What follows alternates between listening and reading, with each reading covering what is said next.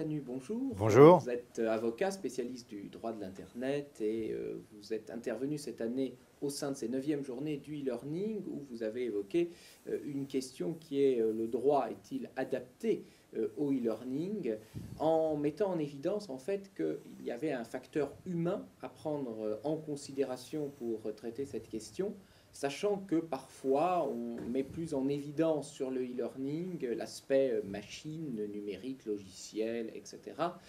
Finalement, comment doit se positionner le droit entre réglementation de l'aspect technique ou réglementation d'une activité humaine? Ouais, je crois que le droit doit faire vaincre, si je puis dire, en tout cas doit donner la prééminence effectivement à l'humain. Effectivement, au travers de e-learning, cet apprentissage en ligne, ça veut dire deux choses. Ça veut dire effectivement un apprentissage à distance, mais des activités à distance, en particulier de vente, on sait le gérer. Et puis ça veut dire en ligne, ça veut dire autre chose. Ça veut dire effectivement dans un environnement technologique, au travers des réseaux, comme vous l'avez dit, de logiciels, de machines. Cet environnement technologique, effectivement, le droit doit l'appréhender. Pourquoi? Parce que nous nous soumettons en réalité à cet environnement technologique. Quand on se connecte à Internet, lorsqu'on se connecte à un service online, on se soumet à un environnement qu'on n'a pas décidé, ni soi-même, ni collectivement. Et donc, effectivement, le droit doit réguler, doit donner la prééminence à l'humain.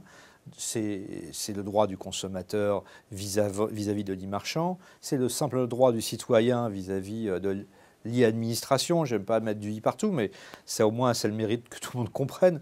Et c'est effectivement, au travers de l'activité de e-learning, effectivement, donner prééminence à l'humain.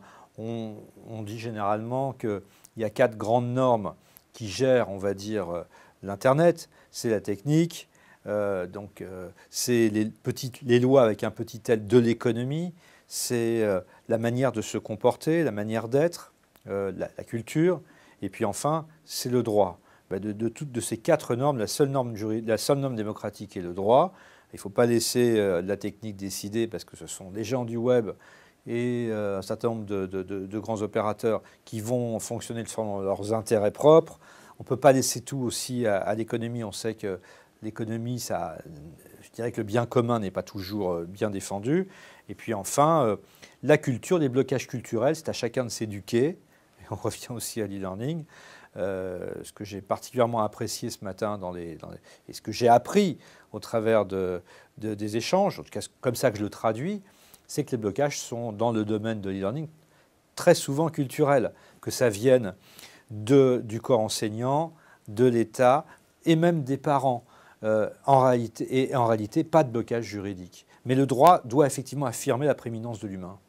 Alors justement, si on affirme cette prééminence de l'humain, l'humain souvent a quand même, dans le cadre notamment des apprentissages avec le numérique, une certaine réticence à l'égard de la composante juridique, en se disant c'est compliqué, c'est difficile à comprendre, et ça fait même parfois un peu peur. On le sait souvent, les enseignants vont dire bah oui, mais je ne sais pas quelles sont les ressources que je peux utiliser, comment sont-elles protégées, qu'est-ce que je peux faire, qu'est-ce que je ne peux pas faire.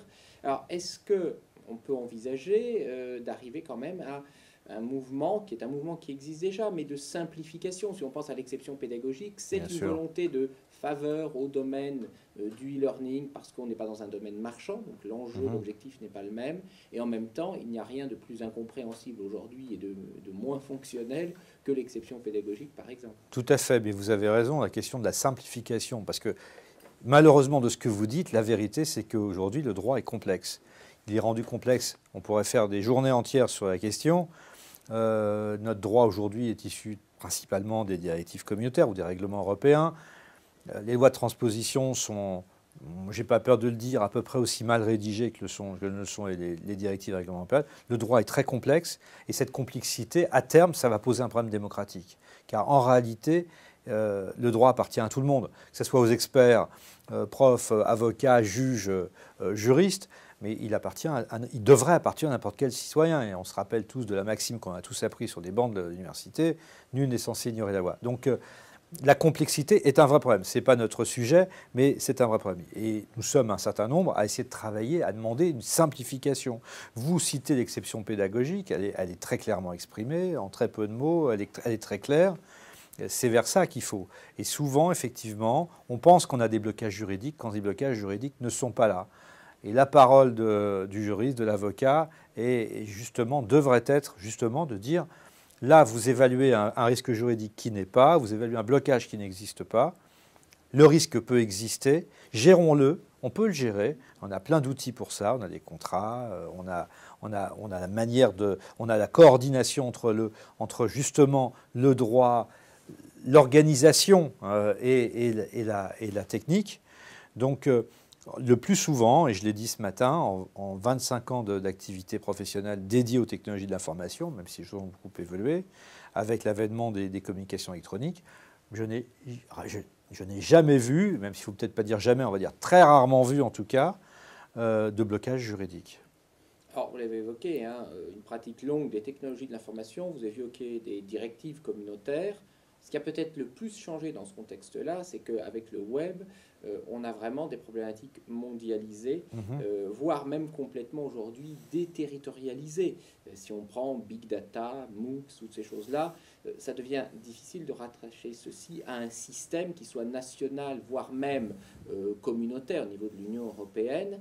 Alors, est-ce que vous êtes favorable, est-ce qu'il vous semble possible d'évoluer, là encore, vers quelque chose d'encore un peu plus transnational, mondial, qui est des traités communs, des choses qui vont permettre de répondre efficacement, parce qu'aujourd'hui, les normes commencent à être handicapées et bloquées par « Ah ben oui, mais la donnée, on ne sait pas où elle est hébergée, elle est dans le cloud, on ne sait plus du coup de quel système juridique elle relève. » Alors, il y a deux choses. Je dirais, peut-être très rapidement, pour dire une chose qui n'est pas tout à fait exacte, mais qui est très parlante, je dirais, attention, le droit international n'existe pas. C'est évidemment pas ce que je veux dire. Ce que je veux dire par là, c'est qu'à un moment ou à un autre, on va devoir, dans la pratique, appliquer un droit local.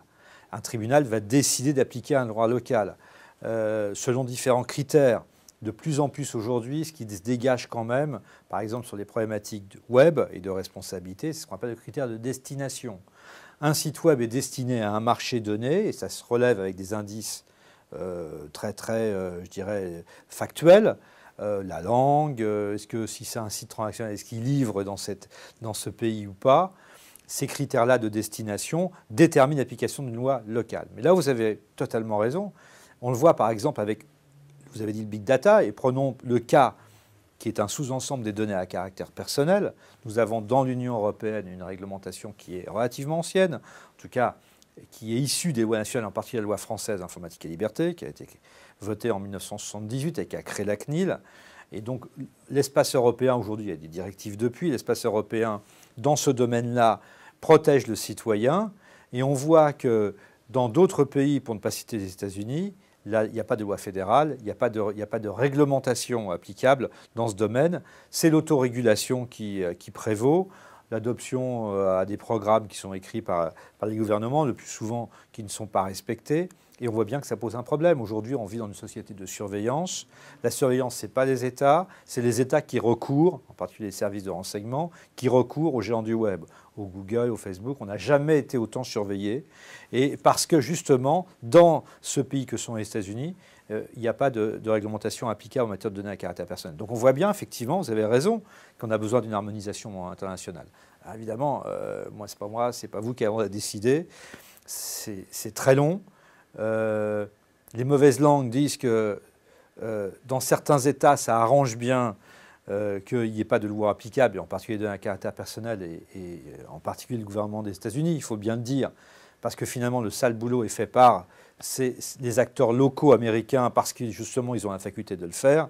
Et donc les choses vont évoluer, c'est sûr, parce qu'on ne pourra pas rester dans des situations entre guillemets anormales. Ma foi, c'est que quand une situation est anormale, un jour, à un moment, elle s'autorégule.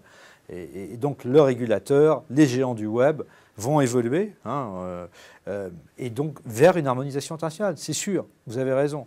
Maintenant, ça prendra beaucoup de temps, ce n'est pas pour demain matin, je ne pense pas, mais c'est la voie, effectivement, et elle appartient aux États.